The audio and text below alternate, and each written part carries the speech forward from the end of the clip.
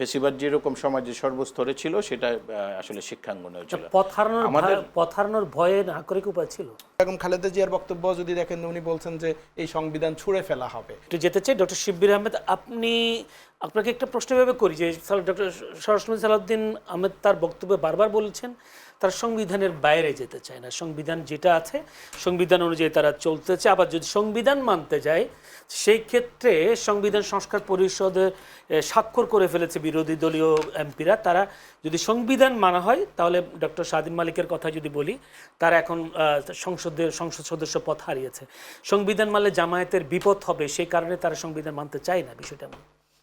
দেখেন, এই যে সংবিধান এই কথা তো আজকে আমরা নতুন শুনতেছি না। গত 15 বছর যে আমরা ফেসিবাদের কবলে ছিলাম, এই এক সংবিধানের দোহাই দিয়েই কিন্তু আমরা ছিলাম। 2014 সালে যখন বিএনপি জামায়াত সহ বিরোধী দল নির্বাচনে অংশগ্রহণ করলো না, তখন আওয়ামী লীগের নেতারা কি বললো, ইভেন ইন্ডিয়া থেকে লোকেরা এসেও বললো যে দেখেন এটা সাংবিধানিক সংকট তৈরি হবে, আমাদেরকে জাস্ট সংবিধান রক্ষার জন্য কোনো মতে একটা নির্বাচন করি, তারপর আমরা একটা সমঝোতা করব, রাজনৈতিক সমঝোতা। কিন্তু এই সংবিধানের নাম করে সংবিধানের দোহাই দিয়ে কিন্তু ফেসিবাদের যাত্রা শুরু হলো। সংবিধানের দোহাই দিয়েই কিন্তু কোর্টকে দিয়ে তত্ত্বাবধায়ক সরকার সংবিধান থেকে বাতিল করানোর পরে তারপর বলা হলো যে সংবিধানের তত্ত্বাবধায়ক সরকার নাই, সো তত্ত্বাবধায়ক সরকারের অধীনে নির্বাচন হতে পারবে না, আওয়ামী লীগের অধীনেই নির্বাচন হতে হবে। এভাবে করে কিন্তু সংবিধানের দোহাই দিয়ে ধরেন শহীদ জিয়ার ৫ম সংশোধনী বাতিল করা হলো, সংবিধানের দোহাই দিয়ে এরকম নানান ইচ্ছা কাহিনী করা হলো। এবং এই যে সর্বশেষ যে নির্বাচন করা হলো সেটাও সংবিধানের, যে আমিডামি নির্বাচন, সেটাও সংবিধানের দোহাই দিয়ে হলো। তো সংবিধানের দোহাই দিয়ে তো ফেসিবাদ কায়েম হয়েছে দীর্ঘ সময় ধরে। এবং আপনি বেগম খালেদা জিয়ার বক্তব্য যদি দেখেন, উনি বলছেন যে এই সংবিধান ছুঁড়ে ফেলা হবে, কারণ এই সংবিধানকে ব্যবহার করে ফেসিবাদ টিকেছিল, এই সংবিধানকে ব্যবহার করে স্বৈরাচারী মনোভাব তৈরি হয়েছিল। এটা শুধু এখন আজকে জামায়াত এনসিপি বুঝছে তা না, এটা বিএনপিও বোঝে। বিএনপি বুঝেই খালেদা জিয়া বলেছিলেন যে এই সংবিধান ছুঁড়ে ফেলা হবে। এবং তারেক রহমান সাহেব বিভিন্ন সংস্কার প্রস্তাবনা দিয়েছেন, বিভিন্ন সময় 31 দফার কথা বলেন ওনারা। তো তার মানে হচ্ছে এই সংবিধান যে ফেসিবাদের জন্য একটা সহায়ক ভূমিকা পালন করে, এটা তো সবাই একমত, ওনারা একমত ছিলেন। এখন এসে ওনারা বলছেন যে না, আমরা সংবিধানের বাইরে যাব না, কারণ সংবিধানের বাইরে গেলে ওই যে সংবিধানের যেই সংস্কারগুলোর বা জুলাই সনদের যেই কথাগুলো বলা হচ্ছে, এগুলো তো বেসিকলি এই ঐক্যমত্যে আমরা কেন এসেছি যে আমরা যে 17 বছর জুলুম নির্যাতনের জাতাকলে ছিলাম, এটা যেন কখনো এই ফেসিবাদ আর ফিরে আসতে না পারে। যে প্রধানমন্ত্রীর ক্ষমতা কিছুটা হ্রাস করা, প্রধানমন্ত্রী একজন ব্যক্তি 10 বছরের বেশি না থাকা, তত্ত্বাবধায়ক সরকার ব্যবস্থা পুনঃপ্রবর্তন করা, উচ্চকক্ষ করে একটা চেক অ্যান্ড ব্যালেন্সের মধ্যে নিয়ে আসা, নিয়োগগুলো এক ব্যক্তির ডিসিশন থেকে একটা প্রাতিষ্ঠানিক প্রক্রিয়ায় নিয়ে আসা। এই যে জুলাই সনদের যে বাস্তবায়নের ইস্যুসগুলো আসছে, এগুলো তো কেন আসছে যে এক্সিস্টিং সংবিধান আমাদেরকে একটা দলকে বা ব্যক্তিকে ফেসিবাদী হয়ে উঠতে যেই উপকরণ দিয়ে সহযোগিতা করার কথা, সেই উপকরণ দিয়ে সহযোগিতা করে। সো আমাদের এই পরিবর্তনটা করা দরকার। এখন আমরা যদি বলি যে না, এই সংবিধান অনুযায়ী সব কিছু হইতে হবে, তাহলে তো আমরা ওই ব্যাক টু দ্য পেভিলিয়ন চলে যাচ্ছি, তাহলে তো আমরা আবার আগের জায়গায় চলে যাচ্ছি। আমাদের এই সংবিধানের প্রবলেম তো আছে, এই প্রবলেম আছে দেখে তো সংস্কার। আমার কাছে বিরতি যেতে হবে, তার আগে দুইটা প্রশ্ন করে রাখি। সেটা প্রশ্নটা হচ্ছে, আপনি বলেছেন, বেগম খালেদা জিয়া বলেছেন এই সংবিধান ছুড়ে ফেলতে হবে, এটি আওয়ামী লীগের একটি কি ইশতেহার নাকি যেন বলেছেন, এখন কেন বিএনপি মানতে রাজি হচ্ছে না বলে মনে হয়? এখন দেখেন, এই সংবিধান হাসিনাকে যে বেনিফিটগুলো দিয়েছে পাওয়ারে থাকার কারণে, সেম বেনিফিটগুলো তো বিএনপিকেও দিবে যদি এটাকে আঁকড়ে ধরে রাখা যায়। কারণ বিএনপি এখন 2/3 মেজরিটি নিয়ে আছে, হাসিনা এরকম মেজরিটি নিয়ে আসছিল 2008 সালে।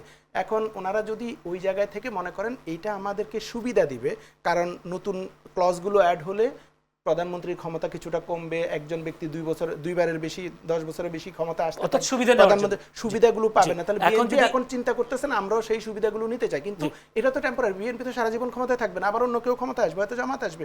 বিএনপিকে এখন চিন্তা করতে দেশের জন্য কোনটা ভালো, আমার দলের জন্য কোনটা ভালো, এটা চিন্তা করে লাভ নাই। কিন্তু সেই সাথে বিএনপি নিজেরাই কিন্তু বলে যে আব্দুল কাদেরের এই বক্তব্যটা যদি আপনি আমাকে উত্তর দেন, সে হচ্ছে জামায়াতকে কেন এখন হঠাৎ করে রাজপথে নামতে হবে? তারাও কি ক্ষমতার মানে স্বাদ পাওয়ার জন্যই কি মানে আন্দোলন? রাজনৈতিক দল হিসেবে আমি মনে করি রাজনৈতিক দল তো রাজপথে, সংসদে সব জায়গায় ভূমিকা পালন করবে। যদি কেউ বলে যে আমরা সংসদ বয়কট করে ফেললাম, অতীতে যেটা হতো, সংসদ বয়কট করে একচেটিয়া শুধু রাজপথে গেলাম, হরতাল করলাম বা এটা করলাম, সেটা আরেক ধরনের কেস। কিন্তু বিরোধী দলকে আমি যতদূর দেখেছি, ওনারা বলছেন আমরা গঠনতান্ত্রিক প্রক্রিয়ায় সংসদে বিরোধিতা করবেন, সমালোচনা করবেন, সরকারের ভূমিকা রাখবেন, ওনাদের রোল প্লে করবেন, সেটা ওনারা করতেছেন। যদি সংসদে সরকার দল 2/3 মেজরিটির কারণে গোয়ার্তুমি করেন, বসে থাকেন গো ধরে যে আমরা কোনো কিছু মানবো না, তখন তো রাজপথে আন্দোলন করতে হবে। তো আমি মনে করি বিরোধী দলের এটা অধিকারের মধ্যেই পড়ে, তারা সংসদেও প্রতিবাদ ইয়ে করবেন, রাজপথেও আন্দোলন করবেন। আসবো আপনার কাছে সেই প্রশ্ন নিয়ে। আব্দুল কাদের, আজকে যদি বলি শিক্ষামন্ত্রী এহসানুল হক মিলন তিনি সংবাদ সম্মেলনে বলেছেন দেশের যদি বলি বিশ্ববিদ্যালয় মঞ্জুরি কমিশন সহ ঢাকা বিশ্ববিদ্যালয় সহ সে সাথে কয়েকটি বিশ্ববিদ্যালয়ের ভিসি পরিবর্তন করা হয়েছে। আমি যদি আপনাকে এইভাবে প্রশ্নটা করি, এতদিন 1.5 বছর আমরা যে ভিসিগুলোকে দেখেছি তারা হয়তো এখন আর তাদের আসনে থাকতে পারবেন না, নতুন ভিসি আসবেন। যদি এভাবে বলি সরকার পক্ষের বা সরকার দলীয় ভিসি এখন আসনে বসবেন, কিন্তু অতীতের যে ঘটনাগুলো, অতীতের যে আমরা দেখেছি সরকার দলীয় ভিসি যেগুলোকে আমরা দেখেছি বিভিন্ন বিশ্ববিদ্যালয়ে, সেইখানকার যদি বলি সেখানকার কর্মকাণ্ডগুলো কতটা সুখকর ছিল যদি বলি বিশ্ববিদ্যালয়গুলোতে যদি দলীয় ভিসি থাকার কারণে, বা এখন যদি এসে দলীয় ভিসি হয় তাহলে শিক্ষাক্ষেত্রে কতটা উন্নয়ন হবে, বা আমরা যে এতদিন ধরে বলে আসছিলাম গবেষণায় আমরা তেমন অনেক পিছিয়ে পড়ে আছি, যে ঢাকা বিশ্ববিদ্যালয়ের মতো একটি বিশ্ববিদ্যালয় অন্যান্য বিশ্ববিদ্যালয় ঠিক একই অবস্থা, এখন কেমন হবে দলীয় ভিসি যদি আমরা দেই? আপনার এই প্রশ্নের উত্তরটা একটু ক্ষমা করবেন, প্রশ্নের উত্তরটা আসছি, জাস্ট একটা প্রশ্নের আগের প্রশ্নের একটুখানি সাপ্লিমেন্ট করে নিই। আমার সমালোচক যেটি বললেন যে প্রধানমন্ত্রীর 10 বছর করা, প্রধানমন্ত্রীর ক্ষমতা হ্রাস পাবে জুলাই সনদ বাস্তবায়ন করলে, এই জন্য হয়তো বিএনপি করতে চাচ্ছে না। এই প্রধানমন্ত্রী 10 বছর ক্ষমতায় থাকবেন এবং প্রধানমন্ত্রীর ক্ষমতা হ্রাস করে গেলে কিন্তু বিএনপির ইশতেহারে আছে। সুতরাং ইশতেহার অনুযায়ী কিন্তু জনগণ তাদেরকে ম্যান্ডেট দিয়েছে এবং এগুলা ওনারা করবেন না, একবারও বলেননি। এবং আমি বারবার বলছি যে ওনারা কিন্তু সেই সংস্কার যেগুলো করার কথা সেগুলো করবেন সেটা বলছেন, কিন্তু প্রক্রিয়াটা নিয়ে বিরোধী দলের সাথে একটু মতপার্থক্য আছে। তার সংবিধান থেকে ছেড়ে আসতে চায় না, না সংবিধান থেকে ছেড়ে আসতে চায় না, মানে সংবিধানে এগুলো অন্তর্ভুক্ত করার পরে তারা সংস্কারের কাজে যাবে। তারা বারবারই বলছেন বিএনপি সংবিধানের বাইরে তারা যাবে না, সংবিধান অনুযায়ী এটা আসলে আছে সব। এটা আসলে মিস ইন্টারপ্রিটেশন হচ্ছে। এই সংবিধানটা পরিবর্তন করার পরেই যাবে, মানে যে বিষয়গুলো সংবিধানে বর্তমান সংবিধানে নাই সেই বিষয়গুলো বর্তমান সংবিধানে সংযোজিত হবে, হওয়ার পরে সেই সংবিধানের তফসিল অনুযায়ী তারা শপথ নেবেন, তারপরে যদি সংস্কার পরিষদ করতে হয় সংস্কার পরিষদ করবেন, আর না করলেও তাদের মেজরিটি আছে, তারা সংবিধান সংশোধন করার ম্যান্ডেট তাদেরকে জনগণ দিয়েছে এবং সেভাবে সংবিধান কিন্তু সংস্কার হবে। এবং আপনার গণভোটে হা জয়যুক্ত হওয়ার ফলে যা যা করার কথা সেগুলো কিন্তু তারা করবে, যেগুলোর ব্যাপারে তারা পূর্বে অঙ্গীকার দিয়েছে ইশতেহারে এবং বোধ জুলাই সনদে। এই ব্যাপারে সন্দেহ থাকা উচিত নয়। শিক্ষার ক্ষেত্রে যে কথাটি বলেছেন যে আজকে দলীয় ভিসি নিয়োগ দেওয়া হয়েছে, আগেও দলীয় ভিসি নিয়োগ দেওয়া হয়েছিল, এখন ওনাদেরকে তো মাত্র আজকে মানে এখনো নিয়োগ হয়নি, কিন্তু 9টি বিশ্ববিদ্যালয়ে শিক্ষামন্ত্রী মহোদয় ঘোষণা দিয়েছেন যে হবে, প্রজ্ঞাপন জারি করবে। এগুলাকে আসলে দলীয় ভিসি বলবো কিনা আসলে সবার পরিচয় জানলে জানা যাবে কে কোন দল করতেন। যেমন 4টি বিশ্ববিদ্যালয় আছে, ঢাকা বিশ্ববিদ্যালয়, জাহাঙ্গীরনগর বিশ্ববিদ্যালয়, রাজশাহী বিশ্ববিদ্যালয় এবং চট্টগ্রাম বিশ্ববিদ্যালয়। এগুলো 73-এর অধ্যাদেশ অনুযায়ী চলে, ওখানে শিক্ষকরা সরাসরি রাজনীতি করতে পারে। আমার জগন্নাথ বিশ্ববিদ্যালয় এবং অন্যান্য পাবলিক বিশ্ববিদ্যালয় যেগুলো পরে হয়েছে আলাদা আলাদা অর্ডিন্যান্সের মাধ্যমে, সেই পাবলিক বিশ্ববিদ্যালয়গুলোতে কিন্তু দলীয় রাজনীতি করাই নিষেধ, সুতরাং তাদেরকে দলীয় ভিসি কিভাবে বলা হবে এটা নিয়ে প্রশ্ন আছে। আগের ভাইস চ্যান্সেলররা যারা ছিলেন তারা আসলে তাদের কর্মকাণ্ডের জন্যই সমালোচিত ছিলেন। ফেসিবাদ যেরকম সমাজের সর্বস্তরে ছিল সেটা আসলে শিক্ষাঙ্গনেও ছিল। পথ হারানোর ভয়ে না করে কি উপায় ছিল? না, সেটা এখন ধরেন এটা তো বিশ্ববিদ্যালয়ের শিক্ষকদের সেই গার্ডস তো থাকা উচিত। আমাদের তো এমন নজিরও আছে বিশ্ববিদ্যালয়ের শিক্ষক, ঢাকা বিশ্ববিদ্যালয়ে আপনার স্বৈরশাসকের আমলে পুলিশ ঢুকেছে এবং নির্বিচারে আপনার নির্যাতন করেছে, সেই প্রতিবাদে ঢাকা বিশ্ববিদ্যালয়ের তৎকালীন ভিসি উনি কিন্তু ওনার পদ ছেড়ে দিয়েছেন। কিন্তু আমরা এই জগন্নাথ বিশ্ববিদ্যালয়ে আমি একজন উপাচার্য পেয়েছিলাম, উনি এসেই বলেছিলেন কয়েকদিন পরেই যে আমাকে ছাত্রলীগ এই পদে বসিয়েছে, সুতরাং তাদের কথা শুনতে হবে।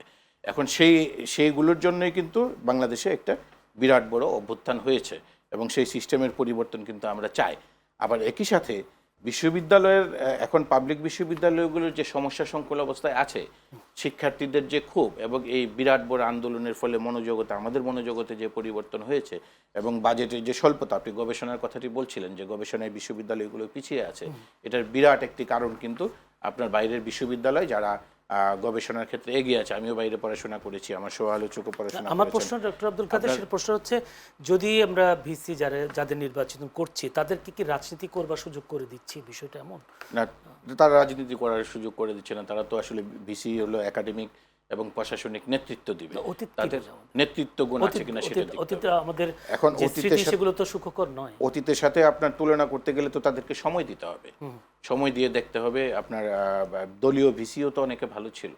এই যে প্রফেসর এস.এম.এ. ফায়েজ, যিনি ইউজিসির চেয়ারম্যান, উনি তো ঢাকা বিশ্ববিদ্যালয়ে অত্যন্ত সুনামের সাথে চালিয়েছেন। অধ্যাপক এমাজউদ্দিন আহমেদ, যাদের নামে কিন্তু আপনি পত্রিকায় ওইরকম বা সংবাদপত্রে, ইলেকট্রনিক প্রিন্ট মিডিয়ায় ওইরকম বড় ধরনের কোনো বিতর্ক দেখতে পাবেন না। আমাদের সামনে একটা কিন্তু বিষয় বোর্ড সেটা হচ্ছে এক্সাম্পল যে আছে। আসলে শিক্ষকদেরও কি আদৌ কি রাজনীতি করার প্রয়োজন আছে, সেটি আসলে যদি শিক্ষা ক্ষেত্রে উন্নয়নের দরকার হয়? সেটি আসলে ভিন্ন বিষয়। এখন রাজনৈতিক সচেতন যদি না হয়, তাহলে বিগত যে আন্দোলন হয়েছিল, 24-এর আন্দোলন কিংবা 71-এর মুক্তিযুদ্ধ, ওখানে যে শিক্ষকদের ভূমিকা আছে, যদি রাজনৈতিক সচেতন না হয় তাহলে সেই ভূমিকা কিন্তু রাখার সুযোগ কমে আসবে। মানে তাদের এটিও কিন্তু আপনাদের শিক্ষকদেরকে even রাজনীতি সচেতন হতে হবে, বাট রাজনৈতিক সচেতন হতে হবে। এবং কিন্তু নেতৃত্ব দেওয়ার ক্ষেত্রে আমি মনে করি যে রাজনীতিতে তাদেরকে গা ভাসিয়ে দেওয়ার মতো ঘটনা তো ঘটেছে।